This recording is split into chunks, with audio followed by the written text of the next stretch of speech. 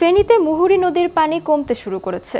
বৃষ্টি কমায় প্লাবিত নিম্নাঞ্চল থেকেও পানি নামতে শুরু করেছে। গত কয়েকদিনের টানা বর্ষণে ফুলগাজীতে মুহুরী নদীর উত্তর বড়াইয়া এলাকার বাঁধ ভেঙে পানিবন্দী হয়ে পড়েছিল নদী তীরের বাসিন্দারা।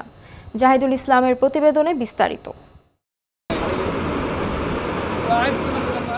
শুক্রবার দুপুর থেকে কমতে শুরু করেছে ফেনীর মুহুরী নদীর পানি। ফলে শনিবার সকাল থেকে লোকালয়ে পানি প্রবেশ বন্ধ রয়েছে। তবে পানি নেমে যাওয়ার সঙ্গে সঙ্গে ভেসে উঠছে ক্ষতচিহ্ন।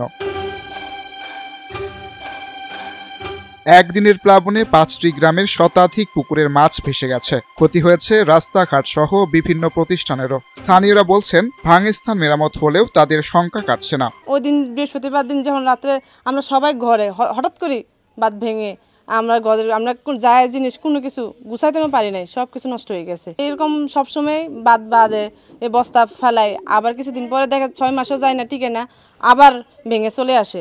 সরকারের ঊর্ধ্বতন কর্মকর্তারা আসে, দেখে, কিন্তু আমাদেরকে আশ্বাস দিয়ে যায়, কিন্তু টেকসই কোনো কাজই করে না। ভুক্তভোগীরা জানান, প্রতি বছর পানি উন্নয়ন বোর্ডের কর্মকর্তারা টেকসই বাঁধ নির্মাণের আশ্বাস দিলেও পরবর্তীতে নেওয়া হয় না কোনো উদ্যোগ। তারপর এখন আমরা খুব কষ্ট করি, এর দুগা সাল পাছিল, সালগুলো হতে নিচে গই। প্রত্যেক বছর বন্যা আসে, বন্যা যায়, কিন্তু ক্ষতিগ্রস্ত আমরা হই। সরকারের ত্রাণ দেয়, সরকারের উন্নয়নের কাজের জন্য বরাদ্দ করে, কিন্তু কাজ হয় না ঠিক মতো।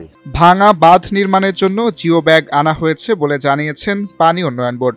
আপনারা ইতিমধ্যে দেখেছেন যে পানি বন্ধ হয়ে গেছে, মানে নদীর লেভেলটা ডাউন হয়ে গেছে। আমরা এই সময় অলরেডি জিও ব্যাগ ভরানো শুরু করেছি এবং দুই পাশে জিও ব্যাগ ভরানো হয়েছে। আমরা জিও টিউব আনিয়েছি।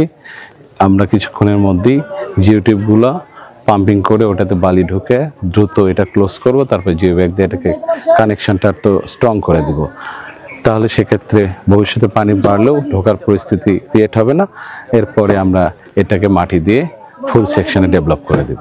মুহুরী, কহুয়া, সিলোনিয়া নদী পাড়ে টেকসই বাঁধের জন্য এরই মধ্যে 7,340 কোটি টাকার প্রকল্প বাস্তবায়ন দিয়েছে বলে জানান পানি উন্নয়ন বোর্ডের এই কর্মকর্তা।